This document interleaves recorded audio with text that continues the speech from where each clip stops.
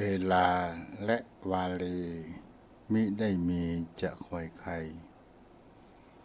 มีแต่จะผ่านไปไม่หยุดยั้งไม่ย้อนคืนมิย้อนคืนชีพลดหดสั้นไปวันและวัยไม่อาจฝืน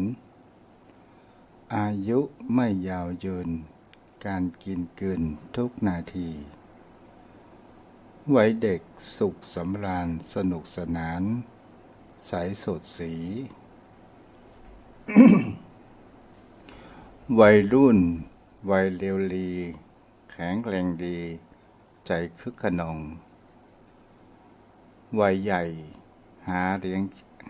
ยงชีพต้องเร่งรีบเพื่อปากท้องครอบครัวมัวประคองทรัพย์สินต้องใช้เวลา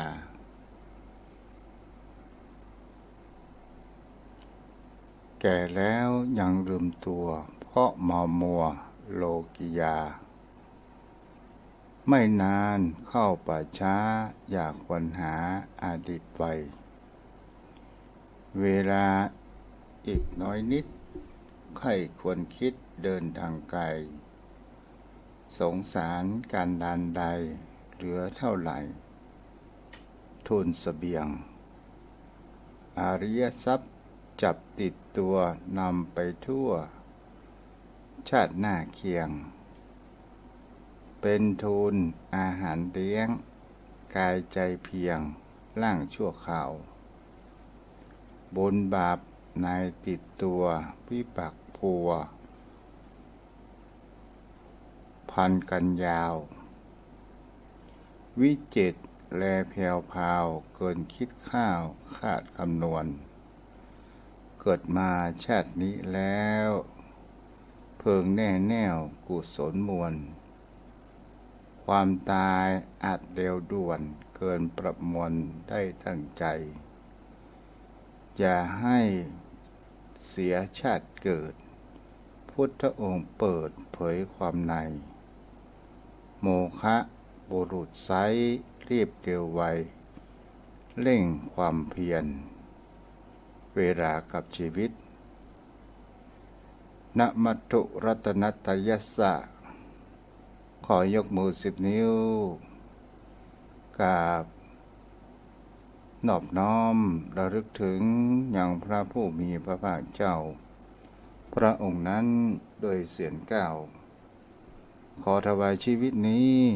แต่องค์สมเด็จพระสัมมาสัมพุทธเจ้าขอถวายชีวิตนี้แต่พระธรรมคำสอนขององค์สมเด็จพระสัมมาสัมพุทธเจ้าขอถวายชีวิตนี้แต่พระสงฆ์อริยสงฆ์สาวกขององค์สมเด็จพระสัมมาสัมพุทธเจ้าและขอถวายความเคารพนอบน้อมไหว้สามายังครูบาอาจารย์พระเถระเจ้าพระภิกษุสงฆ์สามเณร แล้วก็เจริญพรมายังพ่อออกไม่ออกศรัทธาโยมพ่อโยมแม่อันมีพ่อหมอนแม่หมอนพ่ออุ้ยแม่ป้าโยมพ่อโยมแม่ท่านผู้ฟังผู้มีบุญทุกท่านที่รับฟังธรรมะยามดึกก่อนนอนจากตนตัวของอาตมาพระครูไพศาลสุตากรเจ้าอาวาสวัดทุ่งปากเกร็ดตำบลหนองหานอำเภอสันทรายจังหวัดเชียงใหม่ได้รับความเมตตาจากท่านผู้อำนวยการทางสถานีวิทยุเพื่อการศึกษาพระพุทธศาสนาและวัฒนธรรม 104.5 เมกะเฮิรตซ์ออกจากห้องส่งวัดฝ่ายหินในความเมตตาธรรมของท่านอาจารย์พระครูสมุวิศวัตรวรกิจโจในนามคณะสงฆ์จังหวัดเชียงใหม่และในนามคณะสงฆ์อำเภอสันทรายมาอยู่เป็นประจำทุกคืนวันพุธก่อนนอนโยมพ่อโยมแม่ช่วงนี้เราก็จะหันความ แปลกของแห่งสิ่งที่มันบังเกิดในสังคมมันก็เกิด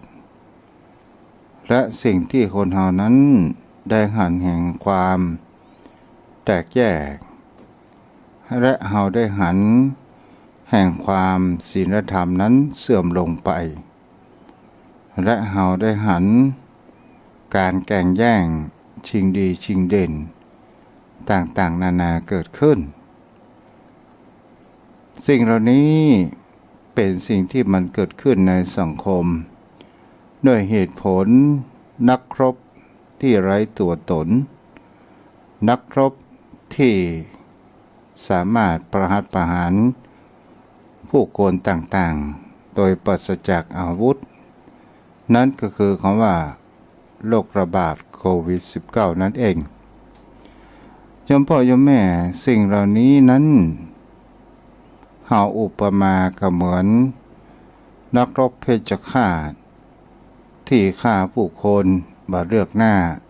บ่เลือกตาบ่เลือกว่าจะเป็นเศรษฐีจะเป็นยานจกบ่เลือกว่าจะเป็นคนหนุ่มหรือว่าคนเฒ่าแก่ชราต่างๆแต่โลกนี้จะหันว่านักรบโควิด -19 นั้นมันจะรบฆ่าฟันกับบุคคลผู้มีความประมาทในการดำรงชีวิตเท่านั้นและเป็นสิ่งที่เราจะหันได้ว่าบุคคลผู้ใดมีความประมาทในชีวิตเกิดขึ้นอาจจะเป็นเหยื่อของนักรบแห่งเพชฌฆาตโควิด -19 แต่เราก็มีทหารแนวหน้าเช่นเดียวกันนั้นก็คือคุณหมอและคุณพยาบาลและผู้มีจิตอาสาที่ได้เสียสละชีวิตของท่านนั้นมีค่าเป็นนักรบแนวหน้าก็คือในการที่รักษาชีวิตของผู้คนต่างๆบางครั้งบางคราวก็ช่วยเหลือได้บางครั้งบางคราวก็ช่วยเหลือบ่ได้และเกิดเหตุการณ์แห่งคำว่านอนตายข้างถนนมันจะเหมือนกับว่าอาหิวาตากโลกที่เกิดขึ้นในครั้งสมัยในอดีตและเป็นสิ่งที่เราจะเห็นได้ว่าความสามัคคีความแตกแยกแห่งความคิดต่างๆนานานั้นเกิดขึ้นเฮา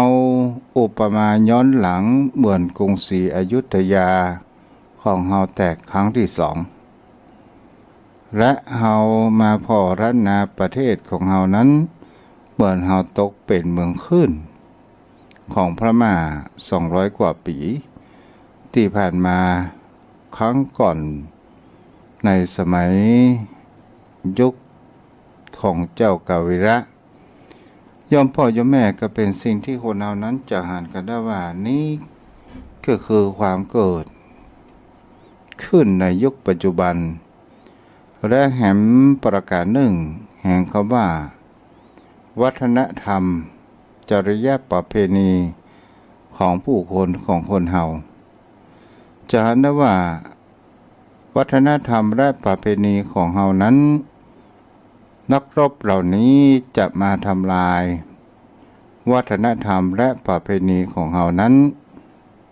ให้หายไปทีละเล็กทีละน้อยกำอย่างสองอย่างนั้นออกไปและเฮาจะหาว่านักรบเหล่านี้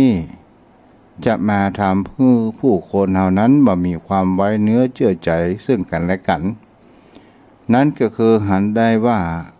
เฮานั้นใส่หน้ากากเข้าหากันก็คือใส่หน้ากากอนามัยแมสถ้าเฮาบ่ใส่ก็ถือว่าเฮานั้นเป็นผู้มีความประมาทและก็เป็นสิ่งที่หันได้ว่าถ้าเฮาอุปมาเหมือนหนังธรรมะ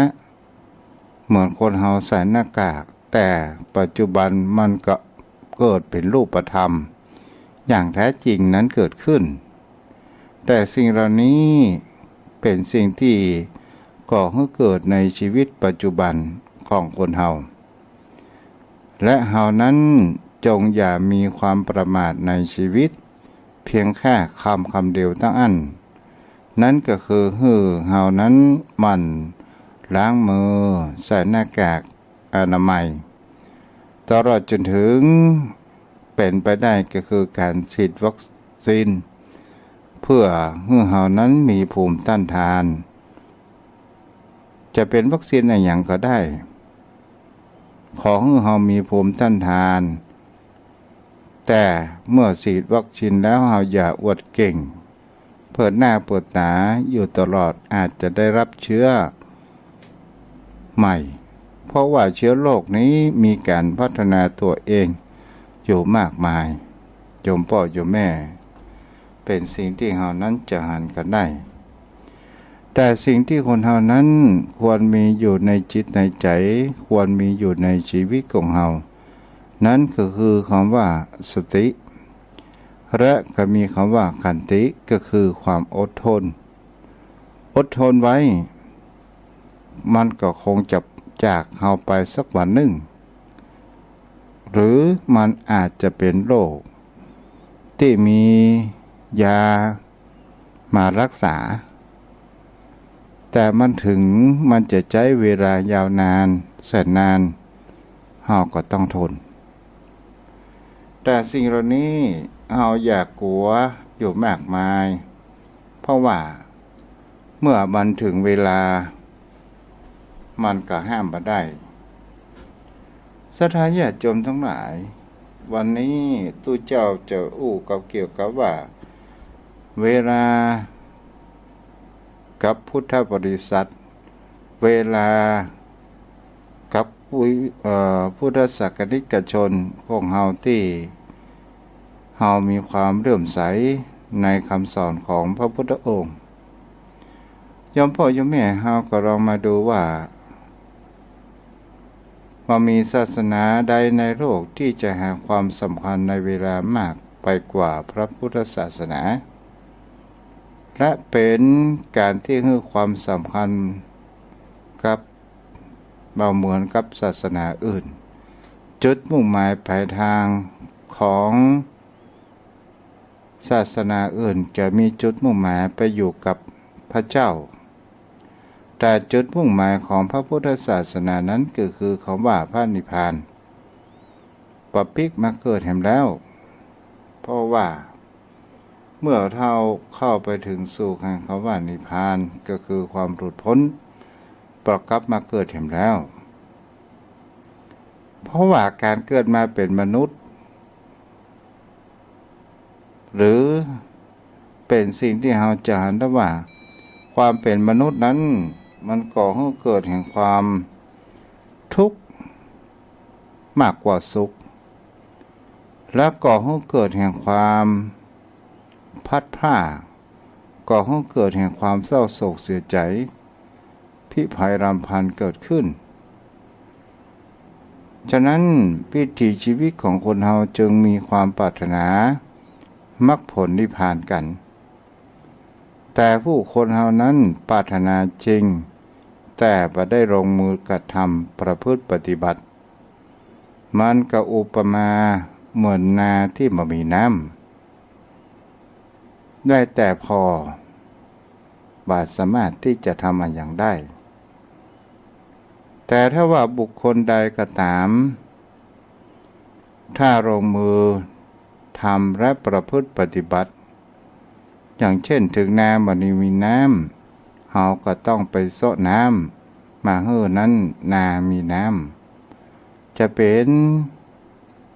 ขุดลำเหมืองหรือว่าจะเป็นเจาะบาดาลอย่างใดก็ตามหรือจะรอฝนฟ้าตกลงมาแล้วเฮาทำลงมือกระทำนาเฮานั้นก็จะมีคำว่าผลออกมานั้นก็ค่าเฮาปลูกข้าวมันก็มีรวงข้าวเกิดขึ้นโยมพ่อโยมแม่วิถีชีวิตมนุษย์ของคนเฮานั้นก็มีการที่หมุนเวียนอย่างนี้อยู่ตลอดเพราะว่าเฮานั้นเดินทางไปตามกาลเวลาอย่างมีคำว่าจบสิ้นที่เขาเรียกคำว่าวัฏฏะนั่นเองวัฏฏะก็คือการที่วนเวียน ว่ายแต่เกิดของเฮาอยู่สม่ำเสมอนี่ก็เป็นสิ่งที่เฮานั้นได้ยมพ่อโยมแม่และก็เป็นสิ่งที่เฮาจะหันได้ว่าเวลาของคนเฮานั้นมันผ่านไปเรื่อยๆไปอย่างกับตอนนี้ทุกเจ้าได้อูจาธรรมะก่อนนอนธรรมะยามดึกในเวลานี้ก็คือเวลา4 ทุ่มหรือว่า10 โมงเมื่อคืน19 นาทีแหบสักกรรมหนึ่งเฮากำลังอู้กันง่วนกำลังติดลมเวลามันก็ผ่านไปโดยอัตโนมัติวันพุธเฮาลูกเจ้ามาก็เป็นวันพฤหัสที่29วันเวลาของคนเฮานั้นมันก็เปลี่ยนไปอยู่สม่ำเสมอและก็เป็นสิ่งที่เฮาจะหันได้ว่ามันมีคำว่าวันจบสิ้นและเป็นเวลาบางครั้งบางคราวเป็นสิ่งที่เฮาจะหันได้ว่ามันจะอาจทำร้ายตนตัวของเฮาก็ได้มันสำหรับบุคคลที่เป็นบุคคลที่เปิดห้องว่าบุคคลที่มีความประมาทในความเกิดมาเป็นมนุษย์เมื่อบุญก็บ่ทำอายังก็บ่ทำและก็บ่ได้ทำสิ่งดีๆไว้ฝากไว้ครอบครัวฝากไว้กับสังคมมันก็เป็นสิ่งที่จะหาได้ว่าเวลาของคนเฮานั้นมันก็เริ่มเผาผลาญตัวมันเองและเวลาชีวิตร่างกายของคนเฮานั้นมันก็มีการพัดเซลล์เปลี่ยนแปลงไปอยู่สม่ำเสมอนั่นเองนั้นก็หมายถึงว่าเฮาก็จะเริ่มคืนให้กับธรรมชาติเฮาคืนให้กับธรรมชาติหลายอย่างหลายประการด้วยกันโยมพ่อโยมแม่เฮาจะหาได้ว่าสิ่งที่เฮานั้นคืนให้กับธรรมชาติโดยอัตโนมัติอย่างเช่นคำว่าเส้นผมเฮาจะหาได้ว่าเฮาหวีผมและเฮาจะหาได้ว่าผมนั้นเฮาหล่นสุดท้ายเฮาก็จะต้องกวาดผมนั้นไปทิ้งในขยะเมื่อมันเป็นขยะแล้วมันมักกันสุดท้ายมันก็เป็นธงธุรีคืนให้กับแผ่นดินไปตลอดจนถึงเป็นสิ่งที่เฮาจะหันได้ว่าสายตาก็คือเป็นอย่างกับธาตุไฟจอมพ่อจอมแม่เฮาจะหันได้ว่าสายตาผู้คนของคนเฮานั้นบางคราวบางคราวจากยาวมันก็เป็นสั้นและก็ก่อให้เกิดแห่งความต่างๆที่เฮาจะคืนให้กับธรรมชาติจะเป็นเขี้ยวเป็นฟันอะไรอย่างก็ตามนี่ก็เป็นสิ่งที่เฮาก็จะหันก็ได้ว่าสิ่งเหล่านี้เนี่ยมันเป็นการคืนให้กับธรรมชาติโดยทางอ้อมโดยอัตโนมัติและก็เป็นสิ่งที่เฮาจะนะว่าความเกิดมาเป็นมนุษย์มันมีความทุกข์ทั้งความเกิดความแก่ความเจ็บและความตายตลอดจนถึงแห่งคำว่าโศกปริเทวะหมดสิ้นโศกก็คือความเศร้าโศกปริเทวะก็คือความข้ำควรที่เฮาบ่อยากจะพบเจอแต่เฮาก็ต้องพบเจอมันเป็นสิ่งที่หลีกเลี่ยงบ่ได้นั่นเองโยมพ่อโยมแม่บางครั้งบางคราวเป็นสิ่งที่เฮาจะลองมาตึกตองดูเฮาจะหันว่าความคิดทางของคนเฮาต่างถ้าเฮาพออย่างกับของทางศาสนาอื่นเพราะว่าชีวิตของคนเฮานั้นเวลาที่เฮาจะเพราะว่าจวนใกล้เฮาจะตายหรือว่าเฮาเสียสดายเวลาที่เฮานั้นตอนเฮามีชีวิตอยู่ มันมีอยู่โดยประมาณการ5 ข้อก็คือประการที่1นั้นคนเฮานั้นจะเสียดายที่ใช้ชีวิตอย่างที่ตนเองอยากจะเป็นแต่ไม่ได้ทำในสิ่งที่ตนเองนั้นชอบหรือว่ารักแต่ต้องไปทำให้สิ่งอื่นความต้องการของคนอื่นหรือความบีบคั้นที่อาจปฏิเสธทันได้ในที่นี้เราก็จะหาได้ว่าบางครั้งบางคราวเป็นสิ่งที่คนเหล่านั้นต้องการจะกระทำอย่างนั้นบังเอิญเราไม่ได้ทำและเราก็เกิดแห่งความเสียดายวันเวลานั้นที่มันผ่านไปประการที่2คนเรานั้นเสียดายเวลาเพราะว่า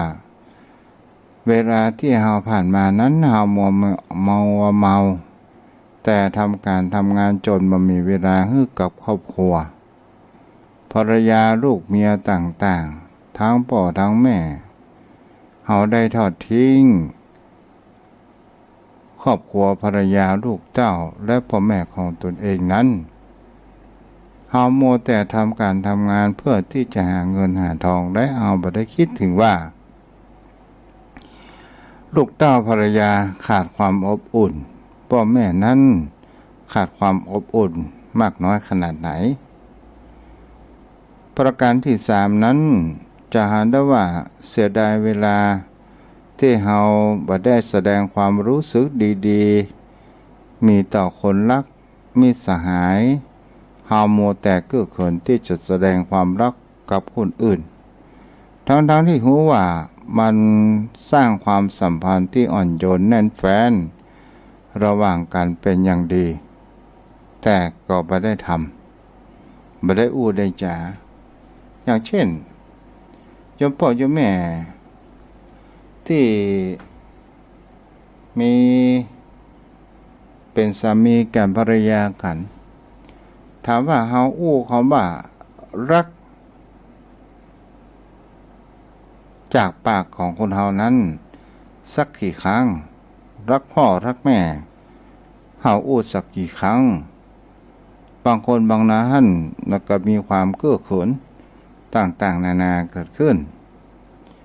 ประการที่4โยมพ่อโยมแม่เฮาเสียดายที่เฮาบ่ได้เจอเพื่อนฝูงมิตรสหายที่เฮาคบค้าสมาคมกันตั้งแต่ความเป็นละอ่อนและมีความผูกพันกันในชีวิตที่เฮาได้เล่นกันเมื่อเฮาเป็นละอ่อนนั้นเฮาเป็นมิตรเพื่อนสหายกันพอเวลาใหญ่โตมาเฮาก็มีความพัดพรากจากกันแยกย้ายกันไปเรียนแต่ละที่แต่ละต่างบางคนก็ได้เล่าเรียนบางคนก็ไม่ได้เล่าเรียนบางคนก็บวชเป็นสามเณรบางคนนั้นก็ไปรับจ้างสุดท้ายสิ่งที่คนเฮานั้นคิดถึงหาแต่เฮาบ่สามารถที่จะไปหาเขาเหล่านั้นได้เพราะว่าเฮามัวเมาแต่แห่งคำว่าทำการทำงานมิตรภาพสิ่งที่มันเป็นอาหารใจเวลาเฮาได้อู้คุยหรือว่าเวลาเฮาได้อู้เล่นอู้หัวกันเพื่อนที่มีความรักที่ผูกพันกันตั้งแต่น้อยนั้นมันหายไปประการที่5ก็คือความเสียดายที่เฮาบ่ได้ใช้ชีวิตอย่างมีความสุขและดีต่อสุขภาพแต่เฮาก็ไปเสียเวลากับสิ่งที่ไร้สาระที่มันพอบั่นทอนสุขภาพอย่างเช่นบางคนนั้นเสพสุราบางคนนั้นมัวแต่เพลิดเพลินในการพนันเที่ยวเตะต่างๆนานาเกิดขึ้นใช้ชีวิตอย่างนี้เป็นทุกวันบางครั้งบางคราวก็เกิดแห่งความเครียดมันก็ก่อบั่นทอนให้กับสุขภาพจิตใจร่างกายของคนเฮาและกระทำให้เฮานั้นมีอายุสั้นและบางครั้งบางคราวเฮาจะเห็นได้ว่าชีวิตของคนเฮานั้นมัวแต่ไปเพลิดเพลิน สิ่งที่มันไร้สาระอยู่มากมายอันนี้ก็คือแนวคิดของทางฝรั่งมังค่าแต่ของพระพุทธศาสนาพระองค์นั้นก็ยังได้สรุปไว้เช่นเดียวกันโยมพ่อโยมแม่ประการที่หนึ่งนั้นทางพระพุทธศาสนาที่สรุปออกมามันก็มีอยู่5ประการด้วยกันนั่นก็คือการที่คนเฮานั้นเกิดมาได้เกิดความเป็นมนุษย์คนเฮานั้นบางคราวบางคราวเฮามีความเสียดายประการที่หนึ่งคือเฮาเกิดมาเป็นมนุษย์ถ้าเฮาบ่ได้รักษาศีลเฮาเสียดายที่เฮาบ่ได้รักษาศีลแท้ที่จริงนั้นศีล5บุคคลผู้มีคำว่ารักษาศีล5ศีล5นั้นมันมีความสัมพันธ์กับชีวิตและสังคมเป็นอย่างยิ่งหรือจะเห็นได้ว่าศีล5นั้นมีความประโยชน์และเป็นประโยชน์อย่างยิ่งอันอย่างลึกซึ้งเป็นประโยชน์กับตนตัวของเราเองอย่างที่เราเห็นได้ชัดและมีความเป็นการทำให้คัดเกลากิเลสอย่างแยบคายและง่ายดายบุคคลผู้รักษาศีล5ถ้าเราทำมันประพฤติตลอดเกิดความคุ้นเคยและทำเป็นปกติและเราจะเห็นได้ว่าแท้จริงแล้วตอนแรกจิตใจเราว่านั้นยากแสนยากมันก็กลับกลายเป็นเรื่องธรรมดาโดยอัตโนมัติ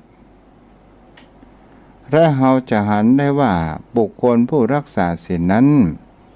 มันจะมีผลแห่งว่าความงดงามของบุคคลผู้ประพฤตินั้นก็คือคำว่าสิ่งแวดล้อมสังคมใกล้เคียงจะเอาเฮานั้นเป็นแบบอย่างจะเป็นครูให้กับบุคคลอื่นจะมีชีวิตของเฮานั้นจะสูงส่งและจะทำให้เฮานั้นมามีคำว่าศัตรูและก็เป็นคำว่าคันธรสกลิ่นหอมฟุ้งกระจายหอมดอกกฤษณายาวไปตามกระแสลมแต่กลิ่นแห่งศีลกลิ่นหอมแห่งศีลนั้นฟุ้งไปทุกทิศทุกทางนั่นก็คือว่าความกลิ่นหอมแห่งศีลอันซึ่งมันเป็นคำว่านามธรรมเป็นสิ่งที่เฮามาหันแต่ถ้าว่ากลิ่นแห่งศีลนั้นเฮาจะเห็นได้ว่าบุคคลผู้ประพฤติศีลปฏิบัติธรรมอยู่ที่ไหนคนเฮานั้นก็รู้จักอย่างครูบาอาจารย์พระเถระผู้รักผู้ใหญ่ที่เป็นพระอริยสงฆ์อย่างเช่นหลวงพ่อคูณถ้าเป็นล้านนาประเทศของเฮาก็หลวงครูบาเจ้าศรีวิจัยหลวงปู่แหวนครูบาเจ้าพรหมาวัดพระบาทตากผ้าครูบา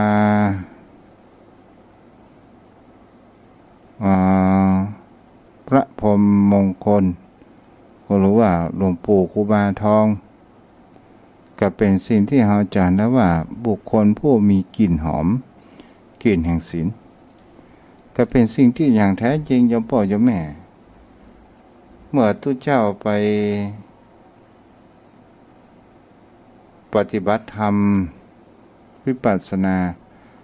จะนะว่าศรัทธาญาติโยมผู้มีความร่ำใสมีความเต็มเปี่ยมบางคราวหลวงปู่นั้นออกไปต่างข้างนอกแต่ผู้คนเหล่านั้นก็รออยู่เพื่อที่จะกราบไหว้ครับหลวงปู่ได้สนทนาธรรมครับหลวงปู่ที่เพิ่นบอกไว้ว่าหานก็เป็นบุญตาได้อูดได้จาก็เป็นบุญปากโยมพ่อโยมแม่ประการที่2สิ่งที่คนเฮานั้นควรจะยึดเอาไว้ในคำสอนของพระพุทธศาสนาพระองค์นั้นบอกไว้ว่า เรื่องความประมาทที่มีคำว่าปะมาโทมัจจุโนปทังความประมาทคือทางแห่งความตายความประมาทตัวเดียวศรัทธาญาติโยมทั้งหลายมันสามารถที่ทำลายได้ทุกสิ่งทุกอย่างอย่างกับโรคปัจจุบันที่เชื้อโรคมันแพร่ระบาดเพราะคนเฮานั้นส่วนใหญ่มันมีความประมาทกันเกิดขึ้นก็เป็นสิ่งที่เฮาจะหันกันได้ว่าก่อนหน้านั้นบางประเทศใส่หน้ากากอนามัยถือว่าเป็นผู้ป่วย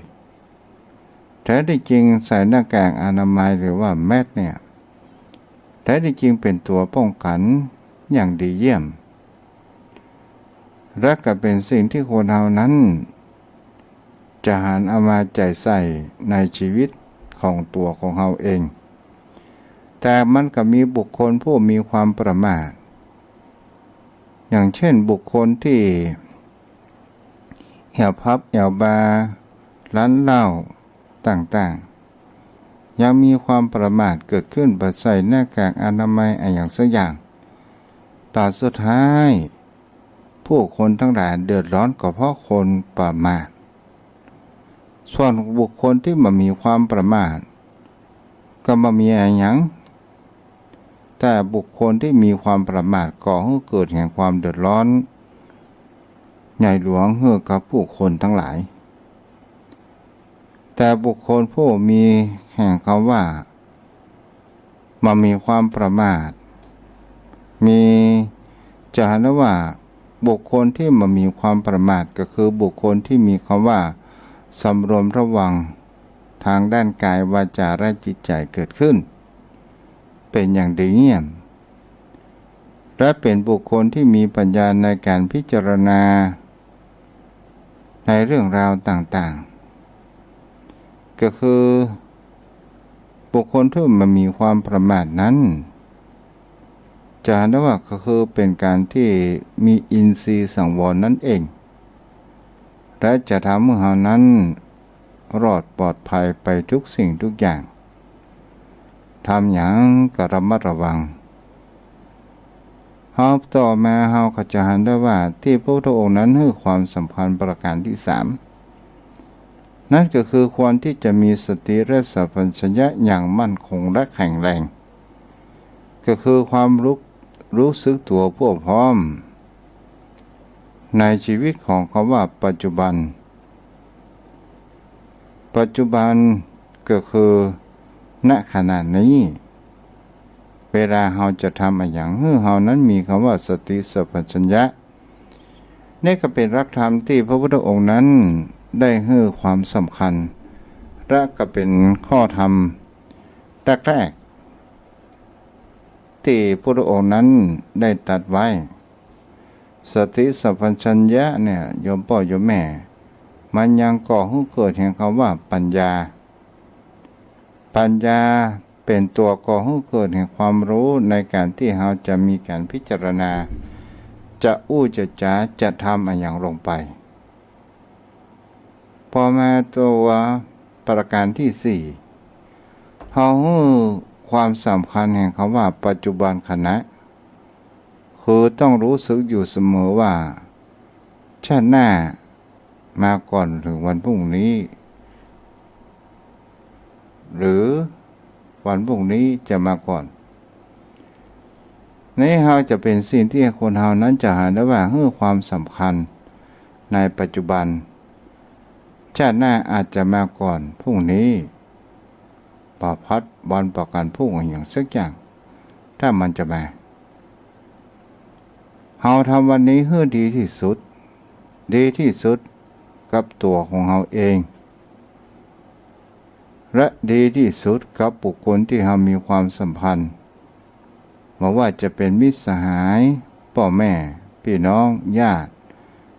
คนที่เรารู้จักก็ถามเราจะหันได้ว่าเราจะทำอย่างให้ความสัมพันธ์ในปัจจุบันณขณะเราอาจจะมีชีวิตรอดหรือไม่ถ้าคนเรานั้น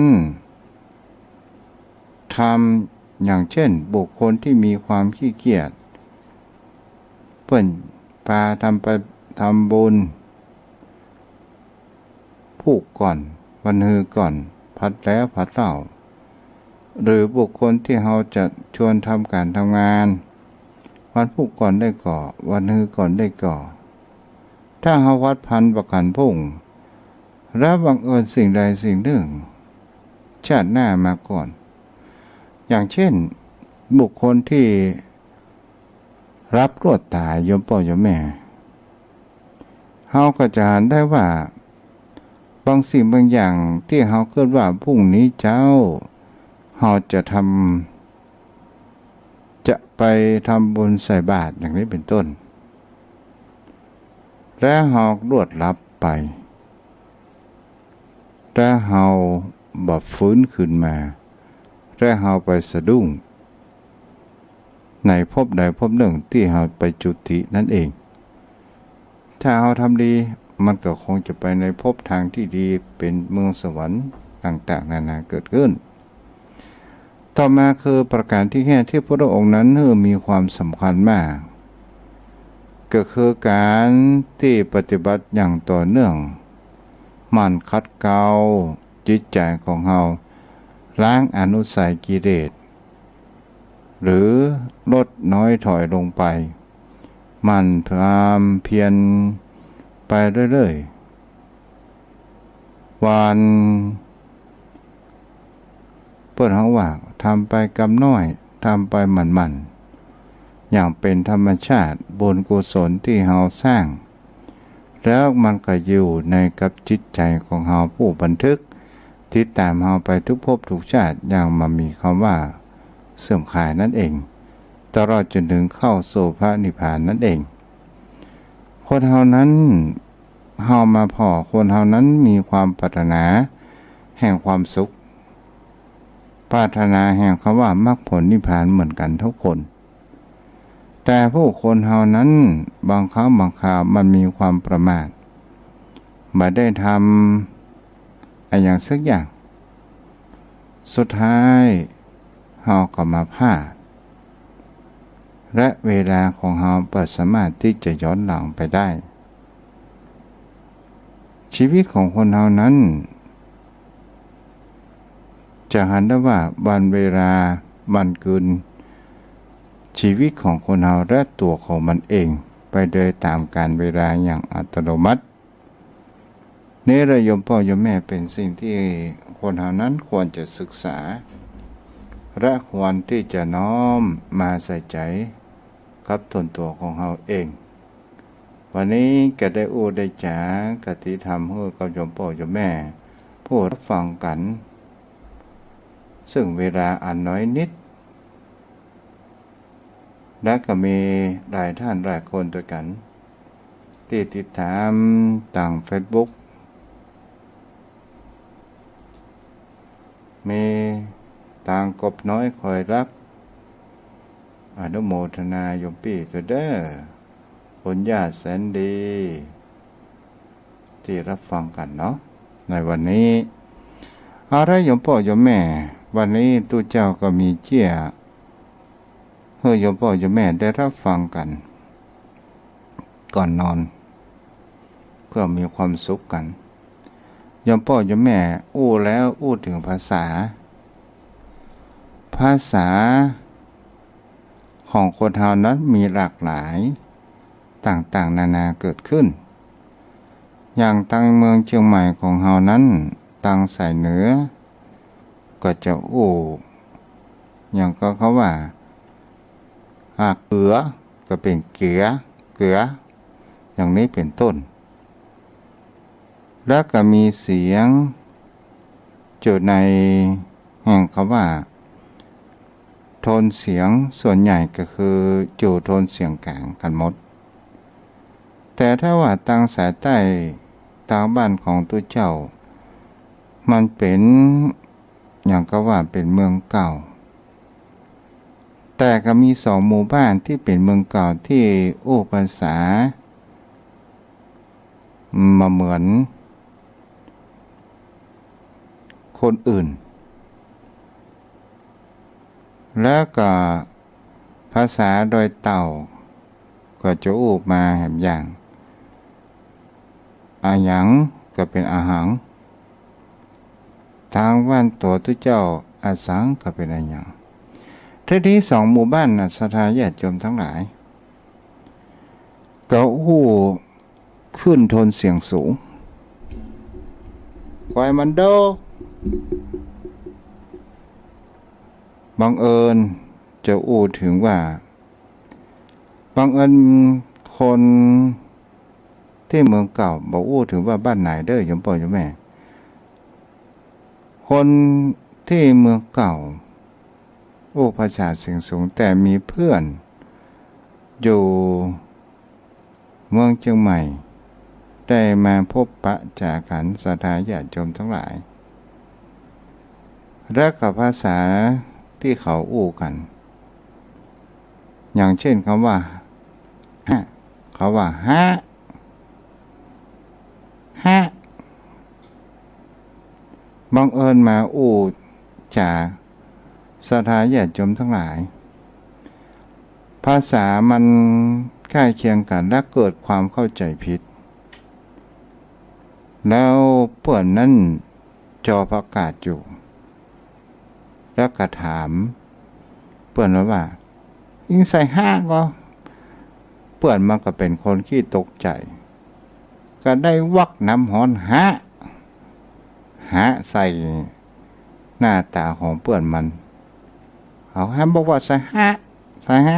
ขี้ฮะหับปอย อันนี้ก็เป็นเรื่องที่เอาให้สุดท้ายโยมพ่อโยมแม่เด้อก็พอน้ำสมควรเนาะวันพรุ่งนี้ตอนมื้อแลงเราก็มาปะกันใหม่เด้อโยมพ่อโยมแม่เนาะก็เป็นสิ่งที่จะได้ว่าภาษามันก็มีแตกต่างกันอู้คนอย่างปริอย่างต่างอย่างพี่น้องต่างทิศตะวันออกโดยสักทิศก็อู้จะออกไปทำนองเสียงตังเทียงไฮเพราะก็มีอู้เวยก็มีทางพี่น้องทางเชียงไฮ้พะเยานี่ก็อู้สำเนียงโซนเสียงสูงเสียงแรกอะไรโยมพ่อโยมแม่วันนี้ก็พอสมควรแก่เวลาเนาะตอนนี้ก็โทรเข้ามาได้เด้อที่เบอร์โทร0631639950พายังบารับเตื้อจะอู้กับทุเจ้าเจินเนอร์ว่าวันนี้มีบทสนทนาธรรมอันยังพ่องจะทำอันยังพ่องจะอู้กันสนทนาธรรมกันแก้ง่อมแก้เหงาเนอโทรเข้ามาได้0631639950เจริญพรรับประกันครับพ่อจ้าไหว้สาหลวงพ่ออังโมครับจ้าผู้ช่วยยานบางโมครับเชียงดาวจ้าไหว้สาหลวงพ่อดีครับจ้าอู้ดีเพราะดีจ้าหมดกี่ทุ่มนะ5 ทุ่มใช่ไหมจ้าหมด5 ทุ่มให้คนอื่นก็โคมั่งจ้าอากาศเชียงดาวเป็นไงบ้างก็ยังดีครับฝนไม่ตกครับดี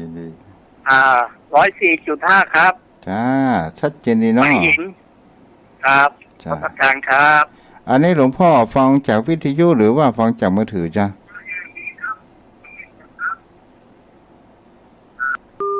ผลรักษาหลวงพ่อที่โทรมาและตั้งลายมีเมตตาเลิกกันรักษาอนุโมทนาบุญเนาะเจริญพรแม่ประกายพึกเคยฝากเจ้านี่ยังมารับเลยเจ้าจ้าตอนนี้ฟังอยู่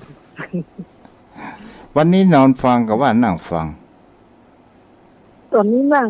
นั่งเจ้า อ๋อเจ้า เป็น ดีละ ตัวโดนแล้ววันนี้หาหัว น้ำห้ายิ่งสิงยังไม่ใช่ห้าจ้า เจ้าให้กำลังใจท่านนะเจ้า จ้าบุรักษาเด้อ จ้า จ้าโทรเข้ามาได้เนาะที่เบอร์โทร0631639950เจริญพรแม่ลั่นเด้อที่รับฟังอยู่เนาะส่งมาทางไลน์อนุโมทนาโยมพ่อโยมแม่ที่รับฟังอยู่ก็เชิญโทรศัพท์เข้ามาได้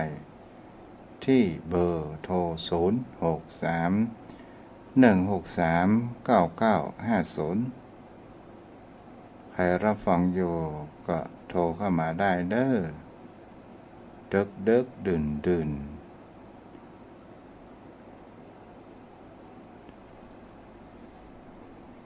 พูดถึงสภาวะในยุคปัจจุบันนะโยมพ่อโยมแม่ใครจะโทรก็โทรเข้ามาได้เนาะ0631639950ในยุคปัจจุบันโอ้โยมพ่อโยมแม่เริ่มอยู่ลำบากกันไปต่างๆนานาแต่เราก็อดทนอยู่กันได้เนาะตัวเจ้าบางคราวขันเข้าก็บ่ได้ปัจจัยก็บ่มีเหมือนกันเด้อ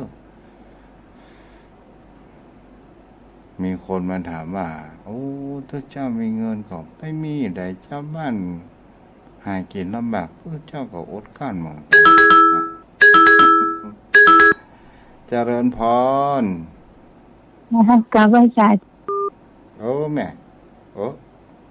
อันนี้ตัวเจ้าบ่ได้คนอยู่ด้วยเด้อเจริญพรแม่แหมรอบ การไหว้สาเจ้า เจ้า เดี๋ยวแม่ฟังอยู่เนอะ แม่บัวพินนึงก่อแม่บัวพินนึงก่อ เจ้าแม่บุญทินเจ้าเอากันไข้หัวตอนเด็กจ้ะ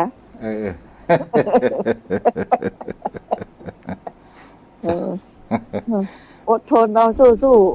เจ้าแม่สู้เพื่อคุณลมหายใจยังอยู่เจ้าตอนนี้แม่อยู่บ้านกะอยู่บ้านเจ้าอยู่บ้านแล้วเนาะเจ้าบ่ไปเฝ้าคนไข้แล้วเนาะมาได้ไปเจ้า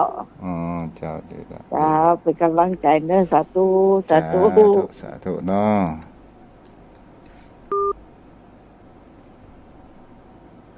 โทรเข้ามาได้เด้อ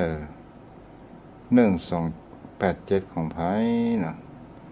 0631639950ไผอยู่ไหนกันหมดป้อนหันสายันอยู่ก่อแม่บัวบูนแม่แดงหลายท่านนะหรือตลอดจนถึงโยมพ่อโยมแม่ที่รับฟังอยู่ถ้าโทรไปแจ้งก็เป็นยังโยมพ่อโยมแม่ก็ถ้าโทรมาแจ้งก็โทรมาได้เนาะอนุโมทนาโยมพ่อโยมแม่เนาะเจริญพรพ่อนานครับขอกราบแต่ใต้ไว้สาบารมีธรรมท่านพระคุณเจ้าด้วยความเคารพอย่างยิ่งครับธรรมะท่านพระคุณเจ้านี่เหมือนเปิ้นไปกราบท่านเจ้าช่วงเจ้านี่คนนักคนหลายแน่นกันหวายมาคนไข้ห่างกำลังของท่านเจ้าเดึกมาคนก็ค่อยพักผ่อนแต่ธรรมะดีนะท่านพระคุณเจ้าโอ้ธรรมะคำสอนของท่านพระคุณเจ้านี่นะครับฟังได้เนื้อหาสาระดีมากๆเลยครับได้ปกิณกะธรรมโดยคติเตือนใจอย่างหลายอย่างในการดำเนินชีวิตปัจจุบันน่ะที่ท่านเจ้าว่าอันสติสัมปชัญญะเนี่ยเป็นธรรมอุปการะมากแท้ๆเลยครับยิ่งสภาวะปัจจุบันนี้ท่านเจ้ามันก็อยู่ยากลำบากเหมือนท่านพระคุณเจ้าว่านะครับมันต้องมีสติโดยด้วยความเป็นอยู่มันอาจจะต้องใช้ขันติอดทนนะครับท่านเจ้าเขาต้องสู้กับนักรบที่มันไร้ตัวตนเนี่ยเนาะท่านพระคุณเจ้ามันที่มันยากคือ1มันบ่หันตัวหันตนมันลบหลีกบ่ได้ท่านเจ้าเฮ้ย มันมีทางป้องกันต้องใจหน้ากากแล้วมันเหมือนบ่ไว้ใจกันนะครับทั้งที่คนใกล้ชิดคนสนิทชิดเชื้อคนที่เคารพนับถือเฮายัง